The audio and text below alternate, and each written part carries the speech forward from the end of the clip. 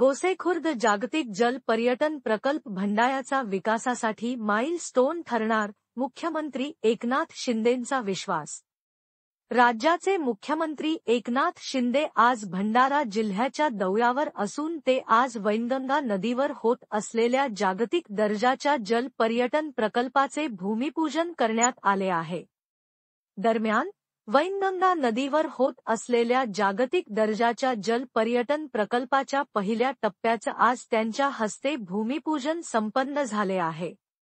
त्यानंतर शहरातील रेल्वे मैदानावर मुख्यमंत्री एकनाथ शिंदे यांची भव्य जाहीर सभा होत आहे. वैनगंगा नदीवर होत असलेल्या जागतिक दर्जाच्या जल पर्यटन प्रकल्प जिल्ह्याच्या पर्यटन क्षेत्राला उभारी देणारा असून अनेक रोजगाराच्या संधीही निर्माण करणारा ठरणार आहे. Bureau report Maybhumi news channel Maharashtra.